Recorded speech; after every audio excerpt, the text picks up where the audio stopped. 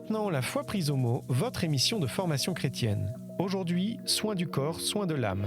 Une émission diffusée en 2019. Régis Burnet recevait le père Dominique Jacquemin, spécialiste des questions de soins palliatifs, et le père Jean-Marie Onfray, alors directeur adjoint du service national famille et santé, chargé du pôle santé-justice. Bonjour et merci de nous retrouver pour La foi prise au mot, votre rendez-vous de formation et de réflexion. Cette semaine, un mot, le care. Ce terme, venu de l'anglais, presque intraduisible, décrit à la fois le soin, le fait de prendre soin et la sollicitude. C'est désormais un terme reconnu pour dire cette attitude qui favorise la juste relation de soin avec autrui, qui le considère comme une personne à part entière et pas seulement comme un corps à guérir.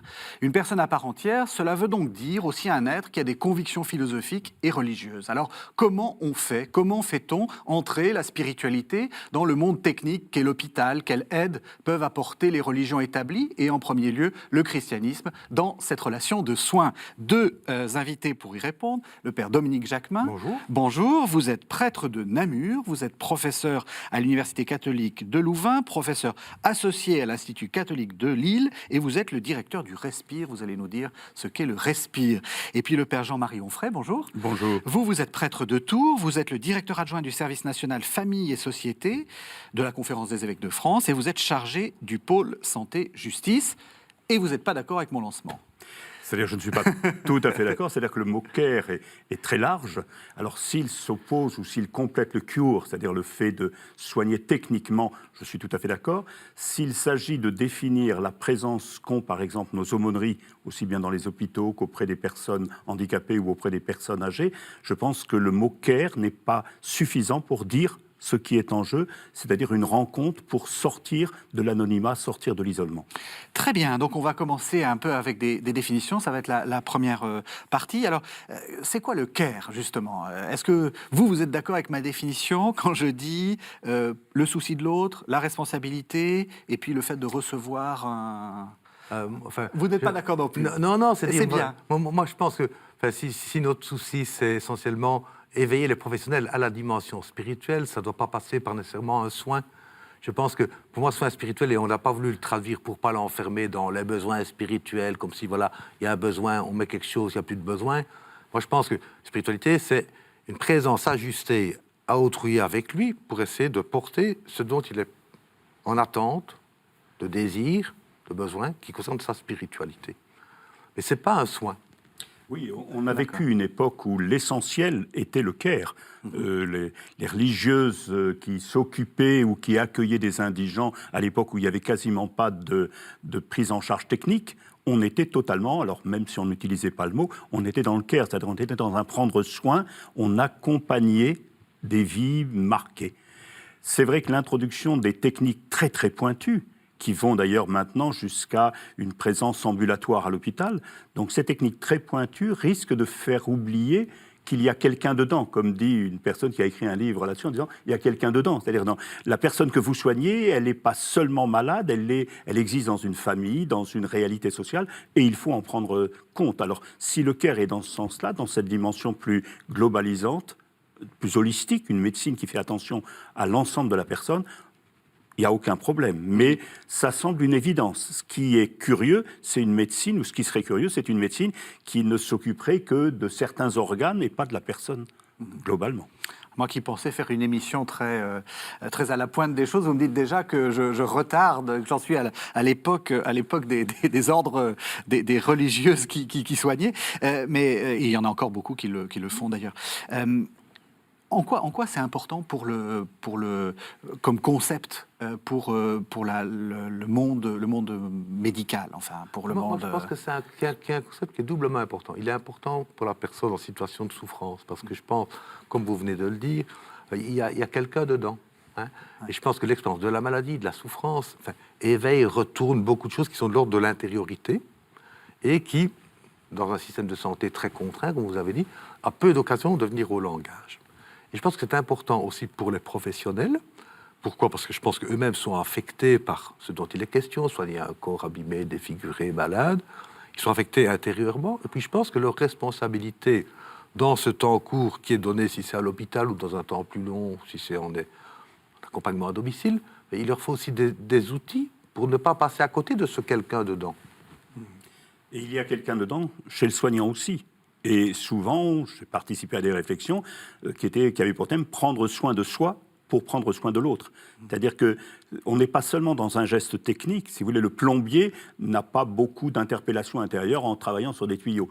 Je pense qu'un cardiologue qui travaille lui aussi sur des tuyaux peut se poser légitimement des questions sur la réalité de la personne, surtout s'il l'a rencontrée avant et si on est dans des situations de fin de vie, dans des situations très difficiles qui vont avoir des effets très douloureux pour la personne. Respecter, moi je dis souvent, respecter le mystère de l'autre. Vous voyez, c'est-à-dire que l'autre, je ne le connais pas. Et même si j'ai déjà opéré 5000 personnes de cette même maladie, ce que je fais à ce moment-là, c'est quelque chose de totalement spécifique sur une personne totalement spécifique. Donc c'est là, je pense, qu'on peut parler de spirituel, de care, donc, mais le mot, je pense, est assez presque trop large à mon goût. Et moi, j'aime bien parler de mystère, c'est-à-dire respecter le mystère de l'autre. Vous savez, un petit peu comme dans Exode, au chapitre 3, où Moïse fait l'expérience d'un buisson ardent, il entend « N'approche pas ôte tes sandales, c'est un lieu sacré ». Eh bien, je pense que dans le soin, il faut qu'on garde cette image-là. Attention, il y a du sacré. Vous voyez, qu'on soit religieux ou pas, je ne peux pas mettre la main sur l'autre, je ne peux pas le transformer simplement en objet. On va revenir sur cette question spirituelle, mais il y a quelque chose de très important qui a été dit. C'est vrai que dans une relation médicale, on a l'impression que celui qui souffre, c'est celui qui est malade. Les équipes soignantes, elles souffrent? Moi, je pense qu'elles souffrent. C'est-à-dire que si le soin est le lieu d'une rencontre interhumaine, je pense qu'on est toujours déjà affecté par la présence de l'autre, par sa dégradation, par sa situation de vie. Je pense que les soignants ne sont pas des techniciens, sont aussi des humains qui rencontrent d'autres humains. Et je pense que rencontrer un corps abîmé, affecté, ça nous renvoie aussi à nos représentations du corps, du juste, de l'injuste. Moi, je pense que ce n'est pas possible d'être en situation de soin, de présence à l'autre, sans être affecté, parce que l'autre me renvoie de lui-même et ça me touche. Est-ce qu'il y a des endroits où on est particulièrement affecté? Est-ce que vous... Enfin, moi, il me semblerait que les endroits où on est le plus affecté, c'est où le corps se donne plus affecté. Je pense les situations de fin de vie, la gériatrie, les maisons de repos et de soins. Je pense que les EHPAD, vous dites chez vous. Oui. C'est-à-dire où on voit que finalement le corps échappe et me remet en question, moi, dans le corps idéalisé que je voudrais continuer à habiter. Donc moi, je pense que on est affecté par l'altération de l'autre. Je me souviens d'un groupe de relecture avec des aides-soignantes et une aide-soignante qui relatait que quelques semaines auparavant, en lavant le dos d'un malade, elle l'a relevé pour passer le gant de toilette dans le dos et il est mort. C'est vrai que c'était extrêmement perturbant. Oui. Même si elle a l'habitude de la mort, il n'empêche, et alors elle s'était légitimement culpabilisée en disant peut-être que j'ai relevé trop rapidement, peut-être que c'est moi qui ai posé ça. Et il n'y a pas eu une seconde de réflexion dans son unité de soins autour de cet acte-là. Et là, c'est grave, c'est d'oublier que les soignants, en particulier ceux qui sont le plus près du corps, je dis toujours, c'est les aides-soignantes qui sont au plus près du corps, puisqu'elles le lavent et elles sont dans l'intime du corps, elles ont souvent de grandes confidences et elles ont un impact, elles sont impactées très fort. Pendant tout un temps, on parlait de la juste distance, et c'est vrai que maintenant, assez souvent, on parle de la juste proximité. Ce qui n'est pas la même chose. Oui. Vous voyez, c'est-à-dire que c'est pas de se mettre, c'est pas alors de fait, il ne faut pas trop entrer dans de la sympathie, comme on dit, il faut rester dans une certaine empathie, mais en même temps, je ne peux pas toujours être dans la distance. Et les soignants les plus proches sentent bien qu'il faut que se réfléchisse une juste proximité, et donc que se réfléchisse l'impact de ce que vivent les malades sur les soignants. Et puis je pense qu'il y a aussi dans l'affectation des soignants, c'est aussi tout le questionnement direct qu'ils ont de la part des personnes qui ils prennent soin. Vous prenez l'exemple, je fais une toilette, j'ai réalisé un soin, puis j'entends un patient qui me dit vous avez vu comme je suis devenu, je n'ai pas mérité ça, c'est plus vivre comme ça. Je pense qu'il y a aussi toute l'interpellation très directe d'humain-humain, pour lequel on n'a pas toujours non plus les outils, l'oreille attentive, où on est vraiment aussi saisi dans une incapacité de répondre, parce qu'on n'a peut-être pas non plus été formé à habiter cette juste présence. Je vois dans les services de soins palliatifs, il y a eu tout un travail depuis quelques années, et c'est vrai qu'on est habitué à entendre des malades dire « j'ai envie de mourir » ou « aidez-moi à mourir ». On est travaillé, donc on a travaillé et on est travaillé par ces questions-là. Mais c'est vrai que dans n'importe quel service, des infirmières et des aides-soignantes, et j'insiste sur les aides-soignantes, peuvent être affrontées à du questionnement auquel elles n'ont pas du tout été préparées, Et on est là dans quelque chose qu'il faut réfléchir aujourd'hui. On ne peut plus seulement dire l'aide-soignant, elle est là pour faire des toilettes. Ouais. Il faut associer l'ensemble du personnel, ce qui demande du temps. Alors, ce n'est pas toujours facile, mais ça me paraît essentiel d'associer le personnel à cette réflexion, comment la souffrance, au sens large, des patients, parce que ce n'est pas seulement la douleur physique qui, elle, peut être gérée avec des médicaments, comment la souffrance au sens large, comment la prendre en charge. Pardon, vous vouliez dire quelque chose ? J'aime beaucoup ce que vous dites, parce que je pense que c'est là aussi que ça donne la véritable signification du spiritual care. C'est qu'une aide-soignante se rende compte qu'au cœur de son métier, enfin, il y a de la beauté. Parce que quand elle prend soin du corps, elle prend soin de ce sujet qui habite ce corps. Je pense que c'est ça le spiritual care, bien au-delà du concept. Mais c'est aussi honorer les professions dans leur capacité à rencontrer l'humain. Autre chose est de prendre soin de ce corps, autre chose c'est de faire la toilette comme si je passais le Karcher. Et c'est là que se joue le spiritual care, je pense. Justement, qu'est-ce que c'est que spirituel ? Ça va être notre deuxième temps de définition, spiritual care. Est-ce que c'est proposer Jésus-Christ et Jésus-Christ crucifié ? Est-ce que c'est une manière de faire de l'entrisme dans les hôpitaux et pourquoi pas dans les prisons ? Est-ce que spirituel, il faut l'entendre différemment ? Alors, juste en faisant un tout petit peu d'histoire, en France, nous sommes présents dans les hôpitaux publics du fait de la loi de 1905.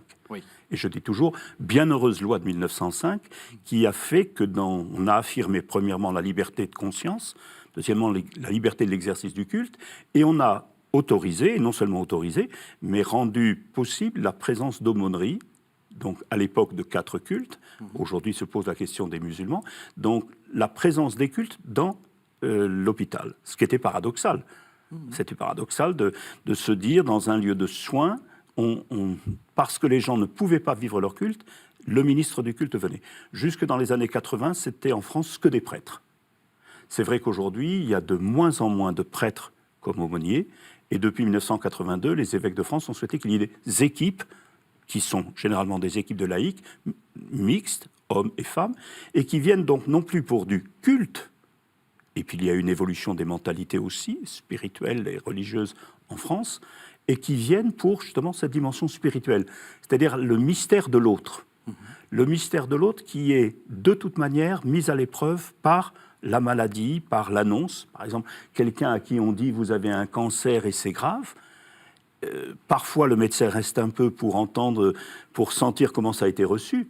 Mais il est essentiel que des personnes autour, alors la famille souvent est dans le déni, il est essentiel qu'il y ait des personnes autour, des bénévoles, j'allais dire, ça peut être très varié, on peut y associer des soignants, mais les soignants ont très peu de temps pour être à l'écoute.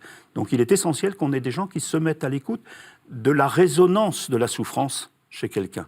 Et vous voyez, c'est ça le spirituel. Jésus, dans l'Évangile, lorsqu'il va à la rencontre d'hommes et de femmes et qu'il leur dit « Que veux-tu que je fasse pour toi ?», ne pose pas la question de savoir s'ils croient en Dieu, s'ils ont fait leur catéchisme, je dis cela avec humour, oui, c'est la rencontre de quiconque, mais de quiconque parce que quiconque souffre révèle le mystère de l'humain. Parce que l'humain, j'allais dire, est à la fois de la conscience de soi, mais la conscience de sa mort, et dans la souffrance, il y a toujours la prise de conscience de sa mort, et ça, il faut l'honorer. Alors ça, c'est la réponse du français, avec la laïcité à la française. La Belgique a un autre régime de laïcité, qui est aussi une laïcité. Oui. Ça fonctionne comment ? Disons, nous, on a des... je pense que chaque institution développe à peu près son modèle. Donc, il ne faut pas dire qu'il y a un modèle, mais je pense qu'il faut être conscient qu'on est dans des organisations d'aumônerie, de présence du spirituel, très différentes d'un hôpital à l'autre. Je pense que la manière la plus large, on est encore très structuré par le modèle d'équipe d'aumônerie comme en France, mais dans un autre contexte où on est moins mis à mal par la séparation Église-État, qui n'existe pas chez nous. Mais dans la réalité, je pense que c'est une présence, c'est une offre de disponibilité à toute personne souffrante, en venant d'un lieu, équipe d'aumônerie, mais où on est, étant donné la réalité pluraliste, pluriculturelle, on est dans un modèle très large. Avec la spécificité, c'est que nous, on peut entrer partout, et on ne doit pas nécessairement fonctionner à la demande du patient. Donc, c'est-à-dire on a une présence assez assumée des églises dans les hôpitaux. Et alors, il y a certains hôpitaux, dans le contexte des restructurations hospitalières qui sont voulues par le politique, où il faut se mettre en réseau et où quand même voilà, les réseaux de sens, les réseaux de valeurs ne sont pas spontanément communs, où là on se développe davantage dans des organisations de présence à un niveau spirituel dans lequel s'intègrent parfois avec facilité ou parfois avec difficulté des équipes d'aumônerie qui pendant des décennies ont occupé telle institution qui, se mettant avec une autre, doit penser à un autre modèle de fonctionnement. Là, il faut, ouais. Alors, une question peut-être un peu délicate, mais c'est un peu provocateur, mais est-ce qu'on est même là où on n'a pas envie d'être, et surtout là où l'Église n'aime pas que l'on soit? Je veux dire par là, est-ce qu'il faut être en France dans des endroits où on fait des avortements, en Belgique dans des endroits où on fait des euthanasies? Alors, pour la France, ça me paraît essentiel. La première chose que je trouve passionnante pour ces équipes d'aumônerie, c'est la même chose d'ailleurs pour les prisons, c'est qu'on fait église hors sol. On n'est pas en terrain chrétien. On est en terrain laïque, on est en terrain neutre, puisqu'une des dimensions de la laïcité, c'est la neutralité des soignants. Je veux d'ailleurs préciser que, comme on le dit toujours, la laïcité à la française, ce sont des textes et ce sont des pratiques. Oui. Et je vois dans bien des hôpitaux, ce sont les soignants qui disent à l'équipe d'aumônerie, vous devriez aller voir telle personne ou telle personne. C'est-à-dire, ils jouent pleinement leur fonction, puisque à la fois ils sont neutres, mais ils doivent tenir compte de la réalité des personnes. Et s'ils sentent que les personnes expriment quelque chose, alors peut-être de l'ordre religieux, mais plus largement d'une interrogation spirituelle auquel eux, soignants, ne peuvent pas, j'allais dire matériellement, répondre, c'est vrai que très facilement, ils renvoient vers les équipes d'aumônerie. Donc, je veux dire, on a des textes, mais on a des pratiques qui sont bien plus souples. C'est important de le souligner. Alors, par rapport à la question que vous posez, c'est évident, nous allons dans tous les services. De même que les aumôniers de prison ne rencontrent pas des gentils prisonniers, ils rencontrent des prisonniers et souvent on ne sait pas ce qu'ils ont fait, et ce n'est pas ce qui est important. De même, en hôpital, alors on sait ce que les gens ont, puisqu'on est dans tel ou tel service, mais il est évident que, sauf interdiction par les services médicaux, on doit pouvoir aller visiter n'importe quelle personne. Et c'est ce qui se passe actuellement. Alors, pour répondre à votre question, c'est vrai que dans les services de néonatologie, on a des présences avec des petits-enfants prématurés qu'on va débrancher parce que les services médicaux disent on ne peut pas aller plus loin. Et j'ai connu pas mal d'aumôniers qui se trouvent amenés à baptiser ce que j'appellerais des enfants quasi morts, puisqu'on va débrancher 2 minutes plus tard ou 5 minutes plus tard. Et c'est vrai que ça pose des questions. Oui. De répondre à une quête de parents qui ne peuvent pas se faire à l'idée que leur petit prématuré va mourir et qui veulent signifier quelque chose justement de ce mystère humain dans le geste du baptême. C'est vrai que c'est curieux et c'est pas pour qu'il ait la vie éternelle, etc. C'est pour signifier que c'est un être humain qu'on va débrancher. C'est pas une petite chose qui est en train de mourir. De même, quand il y a eu un avortement médical, c'est moins vrai pour les avortements, les IVG. On rencontre des gens, mais parfois longtemps après. Mais pour des avortements médicaux, c'est très fréquent que les services d'aumônerie soient appelés pour un temps de prière, pour une bénédiction, pour réconforter et accompagner. Et pour ma part, j'ai eu à célébrer des temps de prière dans la chapelle avec des parents et le petit cercueil, et des temps de prière où on avait donné un prénom à l'enfant et où on demandait pardon à l'enfant d'avoir pris une décision contre lui pour sauvegarder la vie de couple ou la vie de famille. Je pense qu'elle a des choses très très intenses qui ne sont pas des justifications théoriques de questions de bioéthique, qui sont des accompagnements de personnes en situation de souffrance. Je vais accueillir la provocation à propos de l'euthanasie.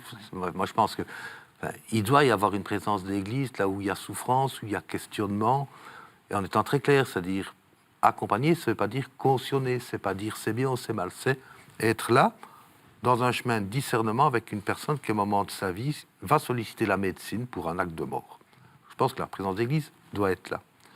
Et en même temps, ça reste très compliqué, parce que ça revient aux questions que vous évoquiez au début, c'est-à-dire que si je suis un professionnel ou si je suis un membre d'une équipe d'aumônerie, je suis quand même sollicité par ce dont il est question. Hein, c'est quelqu'un qui demande sa mort, donc c'est quand même pas très simple. Et puis après ça se posent toutes les questions beaucoup plus compliquées. C'est-à-dire, s'il y a une demande à dimension plus religieuse, sacrement des malades, sacrement de la réconciliation, bon, là on est encore en chemin, mais je pense qu'en même temps, dans les équipes, il y a suffisamment de bon sens pour, dans une situation singulière, répondre à ce qui est au mieux à ce moment-là en termes de demande religieuse, en le vivant dans une tension peut-être, mais en essayant de répondre, en étant conscient quand même des paradoxes de ce qu'on célèbre, à la demande des personnes. Oui. Je dirais qu'on est dans cette situation que décrit le pape François dans Amoris Laetitia au chapitre 8 par rapport aux situations difficiles, irrégulières, hein, remariage, etc. Et les 3 verbes qu'il utilise sont très importants. Accompagner, discerner, intégrer. C'est vrai qu'on ne peut pas faire chemin avec les gens qui nous le demandent. Pour moi, dans ma foi, c'est impossible de dire non à quelqu'un sur le chemin qui est le sien. Discerner, eh bien, c'est pas facile.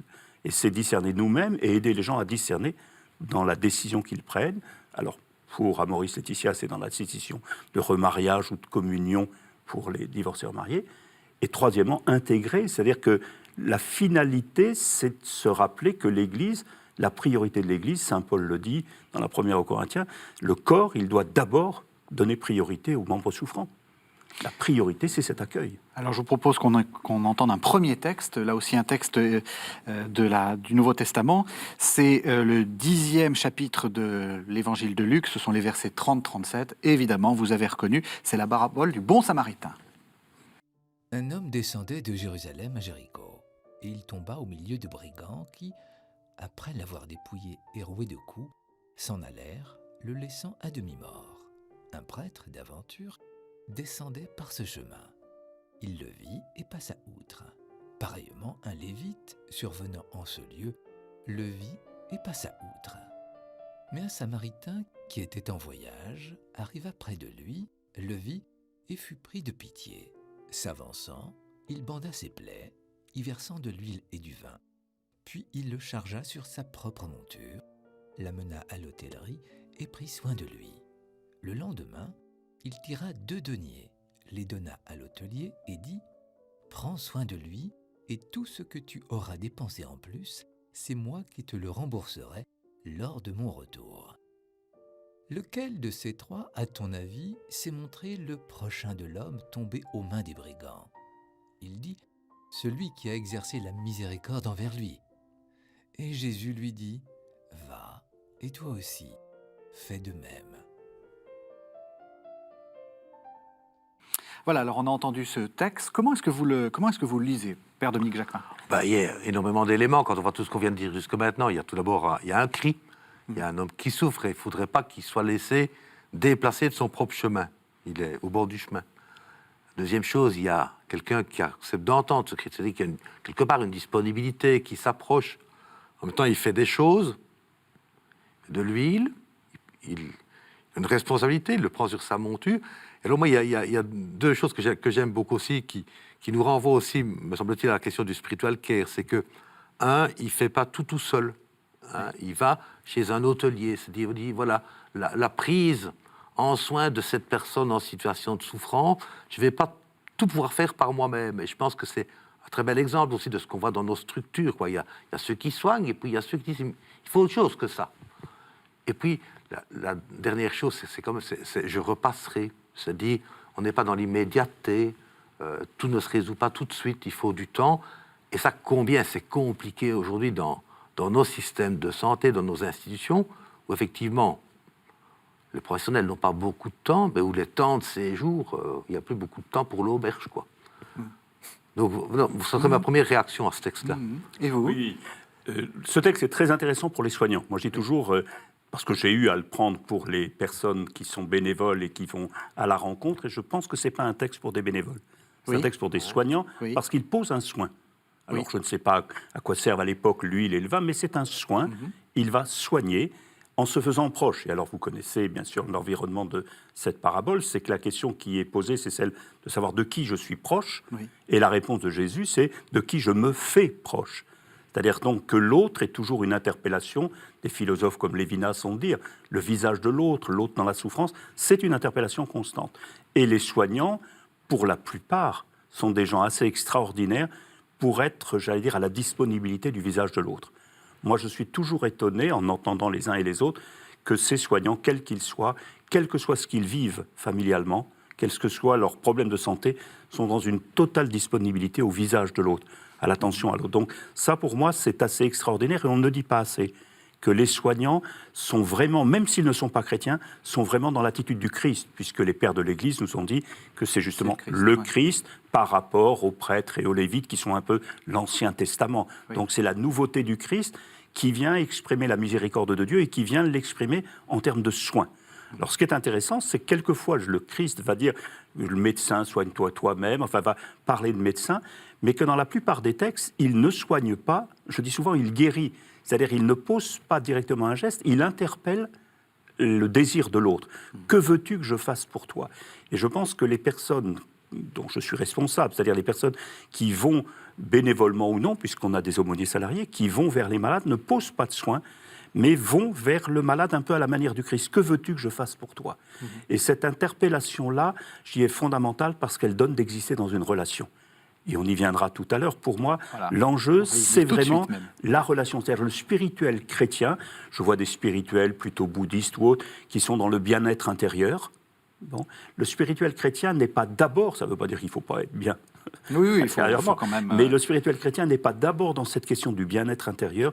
Le spirituel chrétien est d'abord la réponse à une interpellation. Alors fondamentalement l'interpellation de Dieu, l'interpellation du Christ, mais finalement l'interpellation de celui qui frappe à la porte les mains nues et qui vient juste dire bonjour. Et c'est étonnant de voir que parfois, à la suite de ce bonjour, il y a 10 minutes de silence. Et quand ta personne va, ou 5, quand ta personne va ressortir, le malade dira merci. C'est-à-dire que fondamentalement, ce n'est pas un merci pour un soin, c'est un merci pour une présence. Car cette présence dit tellement pour des gens qui sont, comme Job, où les psaumes disent on a les pieds dans le marécage, dans les filets. Eh bien, pour ces gens-là, une présence, un regard, un sourire dit tellement plus que bien des soins. Alors concrètement, comment on fait ? J'ai dit que vous êtes président du Respire, qui est une sorte de fédération, que vous êtes un réseau que vous êtes en train de mettre en place. Concrètement, qu'est-ce que vous voulez faire ? Qu'est-ce que vous voulez proposer pour mettre en place ce soin ? Je pense qu'on ne veut pas mettre en place un soin. Donc là, je pense. Il faut être très clair. C'est vrai, j'ai fait. Ce à quoi vraiment notre visée, c'est permettre que la question du spirituel puisse être une question qui traverse les pratiques professionnelles, qui mérite l'attention des institutions et qui devienne, avec le temps, un objet de politique de santé. C'est-à-dire que l'objet spirituel, soit reconnu comme une dimension constitutive de l'acte de soin. Et alors derrière ça, on essaie de déployer, je dirais un peu par strates successives, des pôles d'attention divers. On se rend bien compte que le professionnel dont le mandat est de soigner, s'il est formé progressivement à une attention au spirituel. Je prends un petit exemple. Je ramasse le plateau du petit déjeuner, on me dit « Ah, j'ai mal dormi ». Je peux lui répondre « Ah ben je peux vous donner un cachet ». Où je peux dire « Ah, vous avez mal dormi ». Donc, on va être dans le technique, on va être dans une attention à quelque chose. Je peux entrer en dialogue avec la personne souffrante, puis qui peut-être va arriver à du religieux. Moi, si je suis infirmier, je n'ai pas la compétence, mais j'aurais entendu que ce patient, cette personne, a besoin d'un autre apport. Donc, je pense que c'est ça aussi, former les professionnels à la dimension spirituelle. Ce n'est pas pour dire que le spirituel devient le lieu d'une profession, mais devient le lieu de cette présence, de ce service à autrui, à ce dont il a besoin. Et ça veut dire, excusez-moi, je vous coupe, ça ne veut pas dire que tous les infirmiers, tous les aides-soignants vont devenir aumôniers d'hôpital. Ah ben c'est pas du tout ça le but. Oui. Non, mais il faut être très clair. C'est ce qu'on dit depuis le début, c'est une présence ajustée à l'autre pour m'assurer que j'ai bien entendu ce dont il a besoin ou le désir dont il porte, et pouvoir évidemment le référer aux compétences nécessaires. Service d'aumônerie, psychologue, enfin peu importe. Donc je pense que notre souhait, c'est pas de dire vous devenez les acteurs du spirituel, non, c'est avez-vous les outils pour entendre ou pour contempler, moi j'aime beaucoup cette expression-là, contempler votre pratique, qui est un lieu où la spiritualité se joue, mais chacun a son mandat. Autrement dit, moi je suis dans un plutôt de modèle de collaboration, mais où chacun doit garder son rôle propre, parce que chacun a des compétences propres. Et c'est pour ça que tout à l'heure, dans la parabole du bon samaritain, moi j'aimais beaucoup l'auberge. C'est-à-dire, voilà, j'ai repéré qu'il y a un besoin, mais je ne vais pas savoir répondre à tout seul. Donc, un des objectifs du réseau, c'est aider les professionnels à décrypter où se joue le spirituel en articulation avec le religieux, pour que ce dont a besoin une personne en situation de souffrance puisse être rencontré. Je pense que c'est vraiment ça l'enjeu. Vous l'avez dit, c'est une question vraiment politique. Oui. C'est une question vraiment politique parce qu'on ne peut pas seulement renvoyer cela à la bonne volonté des soignants. Parce que les soignants, en règle générale, ont beaucoup de bonne volonté. Je ne connais pas beaucoup de soignants qui n'ont pas de bonne volonté. Donc, ils ont de la bonne volonté quand ils commencent leur travail. Mais ils exercent ce travail dans de telles conditions qu'on ne peut plus seulement faire appel à la bonne volonté. Quand on dit à des aides-soignantes, vous faites la toilette en 10 minutes, vous devrez la faire en 7 minutes, pour des raisons financières, on casse la bonne volonté potentielle de cette aide-soignante. De même, quand on dit à une infirmière, vous étiez régulièrement dans tel service, on vous demande de faire plusieurs services, on casse parce que ça va être des apprentissages différents et donc on casse cette bonne volonté. Donc on a de fait une bonne volonté potentielle des individus, mais qui est cassée par le système dans lequel nous sommes actuellement, qui est un système, j'allais dire, libéral, qui fait que on dit que l'hôpital doit être rentable, qu'il y a des performances. C'est un responsable de service que je connais à qui le directeur d'hôpital a dit « vous n'êtes pas assez performant ». Donc, si je suis toujours interpellé par le nombre d'hôpitaux... Pardon, excusez-moi. Quand il disait « vous n'êtes pas assez performant », ça ne veut pas dire « vous soignez assez bien les gens ». Ah non, ce n'est pas une question de choix. C'est pas la question qu'il y ait un turnover au niveau des lits suffisant pour que l'hôpital s'y retrouve financièrement. Oui. Il y a des services qui coûtent, il y a des services qui rapportent. Oui. Et il y a des gestes qui rapportent. C'est-à-dire, par exemple, renvoyer quelqu'un à domicile, c'est un geste qui rapporte parce que la personne va revenir sans doute dans 3, 4, 5 jours. Donc, on fait tourner les lits et on est dans une situation où il y a un enjeu financier qui est devenu actuellement le critère de référence. Alors ça, c'est la première chose. Et politiquement, si c'est le seul critère, le financier, les gens sont au rouet. C'est-à-dire ils sont entre leur bonne volonté et les conditions, c'est très difficile.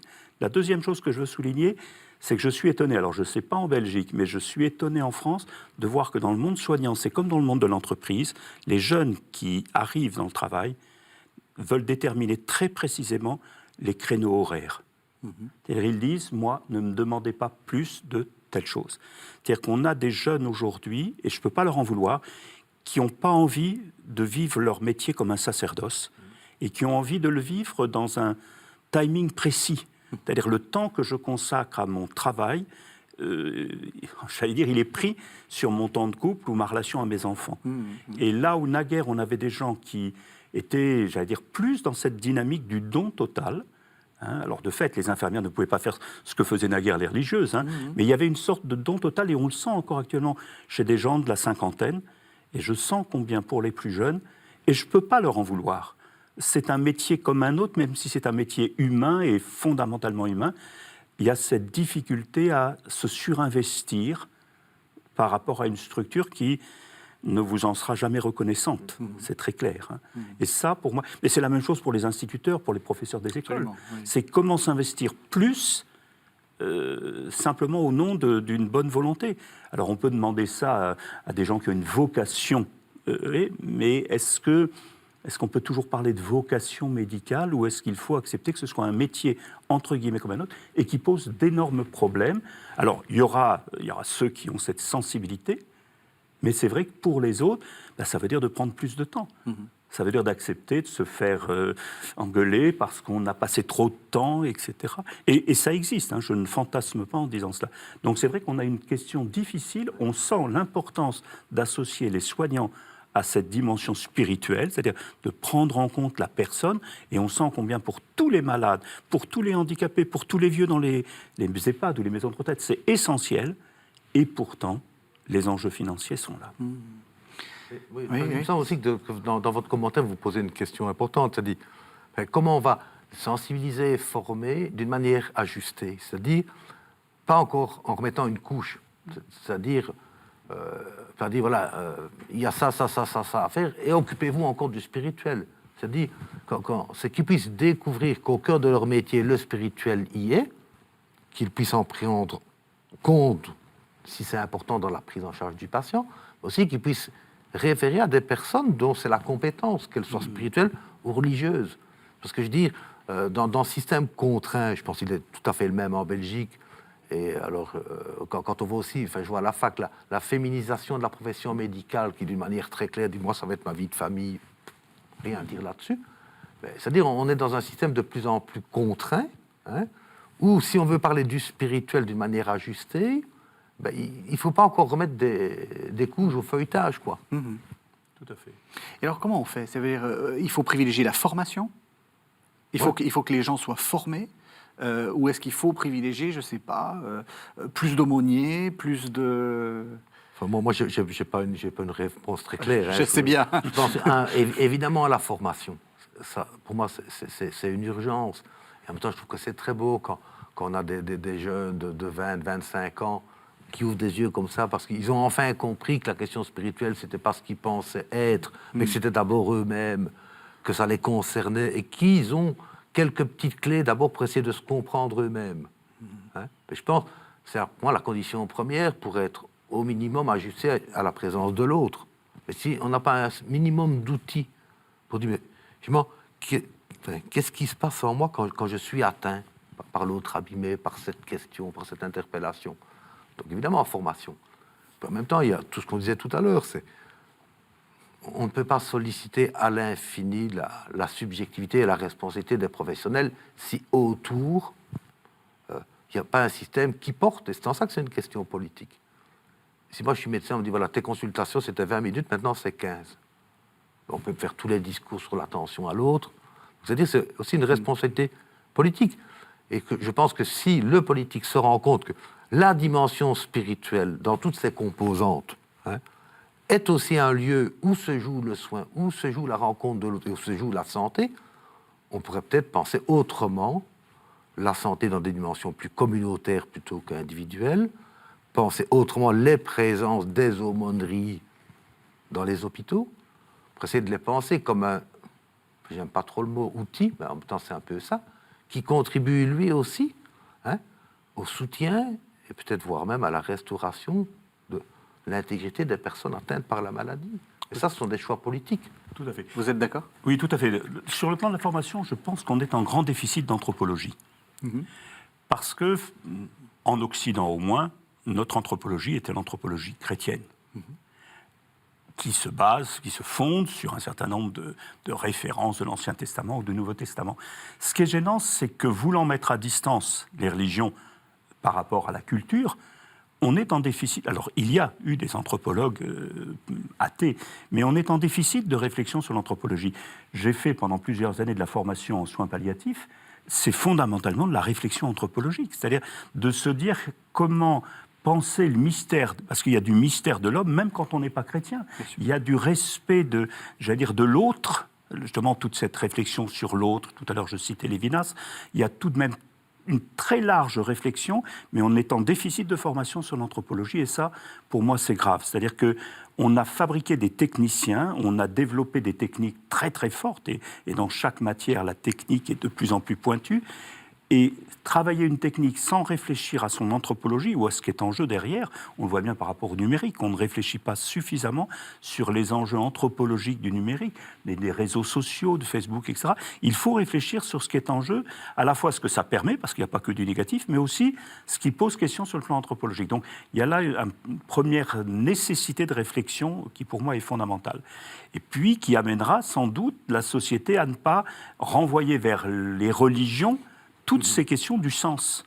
Les questions du sens, bien sûr que pour nous, chrétiens, elles sont fondamentales, mais elles sont pour tout humain fondamentales. Et plus on est dans des structures, j'allais dire, où l'efficacité, la rentabilité sont...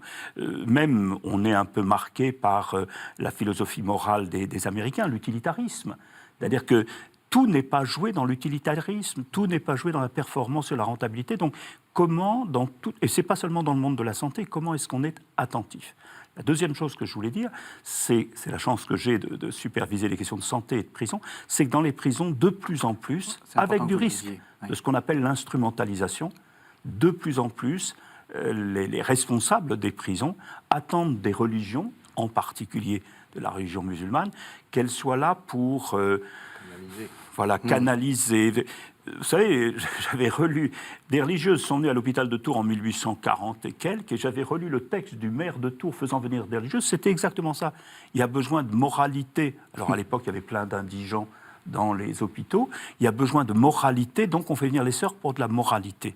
Eh bien actuellement, dans le monde des prisons, et je pense que ça peut gagner assez rapidement le monde des hôpitaux, on va se rendre compte, alors on ne dira pas moralité, mais pour le moral des troupes, pour éviter des radicalisations, ça c'est ce qu'on dit en prison, il y a besoin de s'appuyer sur la religion. Donc à la fois, il faut qu'on travaille mieux l'anthropologie, pas seulement l'anthropologie chrétienne, mais l'anthropologie, et deuxièmement, on découvre tout doucement, au moins en France, que dans les hôpitaux, alors d'abord dans les prisons et dans les hôpitaux, il faut resituer cette dimension de ce qui permet aux gens de garder le moral, de tenir, d'avancer. Et ça, je pense que ce mouvement-là doit s'accélérer. Alors je vous propose qu'on, dans une troisième partie très brève de cette émission, malheureusement, on revienne sur cette question de l'anthropologie et puis de l'importance théologique de ce care, enfin de ces questions spirituelles. Je vous propose qu'on entende un deuxième texte qui exceptionnellement est fait de 2 sous-textes. On va voir la fameuse rencontre de François d'Assise avec le lépreux, d'un côté vu par Bonaventure, c'est-à-dire la fameuse légende majeure, vie de notre Père Saint François, et en même temps par Saint François. Donc c'est 2 textes pour parler de cette rencontre avec le lépreux. Or, un jour qu'il se promenait à cheval dans la plaine qui s'étend auprès d'Assise, il trouva un lépreux sur son chemin. À cette rencontre inopinée, il éprouva d'horreur un choc intense. Mais se remettant en face de sa résolution de vie parfaite, il sauta de cheval pour aller embrasser le malheureux. Quand j'étais encore dans les péchés, la vue des lépreux m'était insupportable.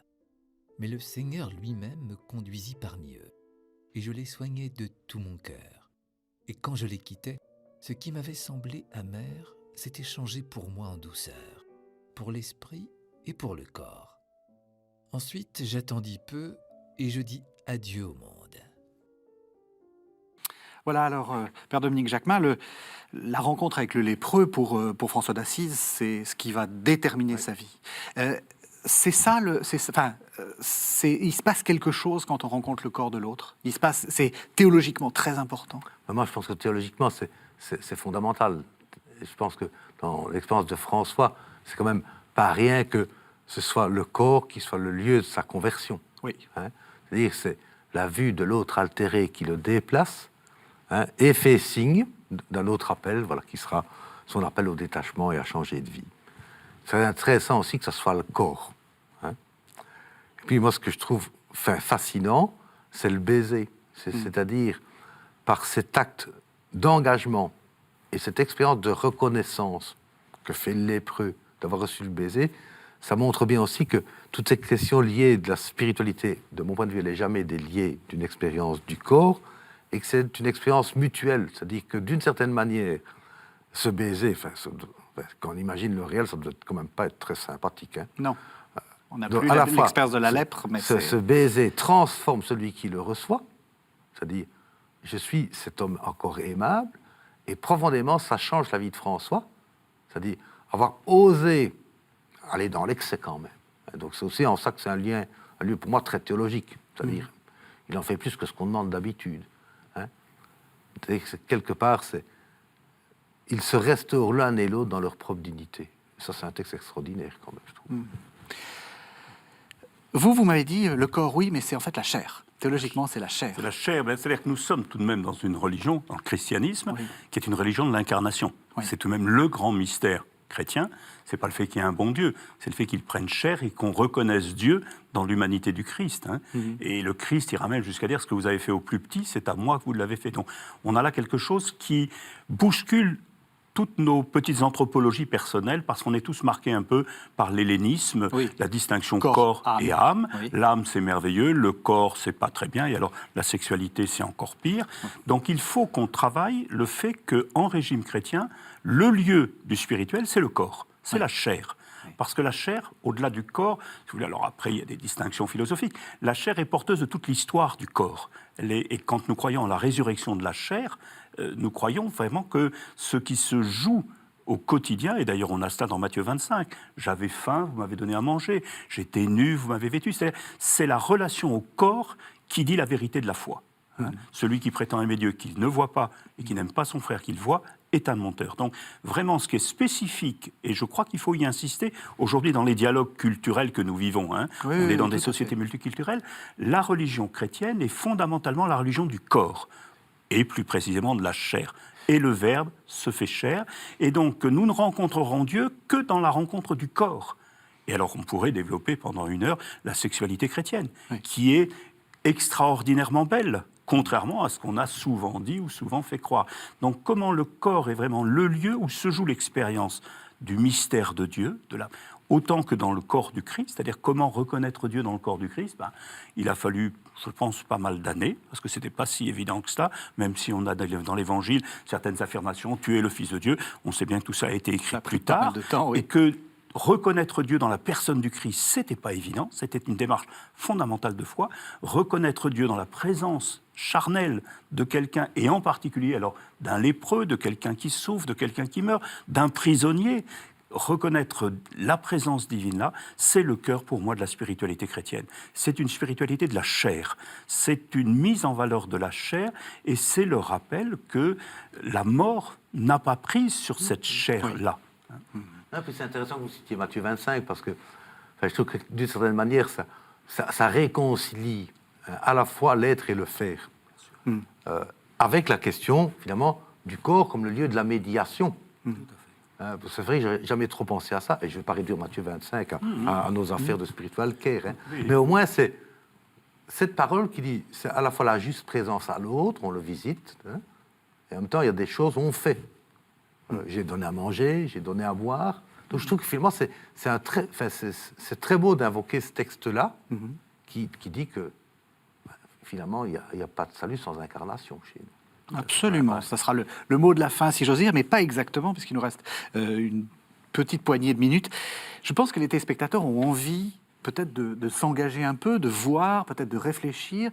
Qu'est-ce que vous avez en magasin? Qu'est-ce que vous allez proposer? Comment est-ce que, quand on a envie de réfléchir à ces questions théoriques, ou peut-être de s'engager, qu'est-ce que vous conseillez? Cette question de l'autre, de l'altérité dont on a parlé, elle ne se joue pas intellectuellement, elle se joue pratiquement. Oui. Alors c'est difficile dans un monde très individualiste comme le nôtre, c'est-à-dire où on est un peu tourné sur nous-mêmes et où on a l'impression qu'on est toujours en manque. Oui. L'enjeu, c'est de découvrir qu'on est riche d'énormément de choses et qu'autour de nous, des hommes, des femmes sont en attente de relations. Oui. Que même si j'ai rien, vous vous souvenez de Pierre au mendiant de la Belle Porte, j'ai rien, mais ce que j'ai, je te le donne. Même si j'ai rien ou si j'ai l'impression d'avoir rien, je pense que fondamentalement, la capacité relationnelle, la capacité d'aller vers ce que fait le bon samaritain, la capacité d'éveiller, j'allais dire le regard de l'autre, d'éveiller le sujet chez l'autre qui est objet de soin, d'en faire un sujet de soin, je crois que c'est fondamental. Et c'est l'enjeu de nos équipes de service évangélique des malades, de présence, j'allais dire, dans les paroisses. Ils recrutent, si j'ose dire? Ils recrutent, oui. Il faudrait 10 fois plus de personnes. Il y en a plusieurs milliers en France. Et comment on fait, si on a envie? Alors, s'il s'agit de la paroisse, il faut aller voir son curé. Oui. De fait, c'est toujours lié à la paroisse. S'il s'agit de l'hôpital, il faut prendre contact avec la pastorale de la santé diocésaine, qui renverra sur les lieux. Donc, il y a dans tous les diocèses un service de pastorale de la santé en France, avec un responsable diocésain de pastorale de la santé. Et là, on aura tous les renseignements possibles pour rejoindre des malades, des handicapés ou des très vieux. Alors, j'aimerais, comme le Père, répondre en 2 temps. Oui. Ce qu'il faut faire, ce que je souhaiterais, c'est qu'on ose parler de ces questions-là. C'est que la question du spirituel est une question constitutive, que tout le monde porte, et on fait toujours semblant que c'est pas une vraie question. Donc, qu'on soit un peu moins complexé à parler de cette question-là comme une réalité importante de nos vies. Moi, ce serait mon premier rêve. Alors voilà, si on peut aller un peu plus dans la pub. Oui, c'est ça. Il y a le réseau Respire, donc RE2SPIR, il y a un site où là on peut trouver à la fois des petits instruments de formation, on peut être informé des événements, où il y a des liens autour de mots-clés, où on demande aussi aux professionnels de devenir acteurs de la construction de ce site. Il y a une newsletter. Voilà, on le veut non pas comme un modèle, on veut vraiment comme un service pour les personnes qui aujourd'hui sont en situation d'interrogation, d'appétit pour la question du spirituel. Vraiment un site de service. Alors, s'il y a des questions plus théoriques, parce que c'est quand même, c'est pas toujours d'une lecture très facile, même si c'est fait pour des étudiants. Dominique Jacquemin, vous avez publié, Jalons éthiques et théologiques pour une pratique du soin, et c'est aux presses de l'Université de Louvain. Oui. Merci beaucoup à tous les deux. Merci de nous avoir suivis. Vous pouvez retrouver cette émission sur le site internet de la chaîne www.ktotv.fr. .com et vous pouvez le regarder autant de fois que vous voulez, car contrairement à l'hôpital public, nous ne sommes pas dans des idées de rentabilité. Merci à tous.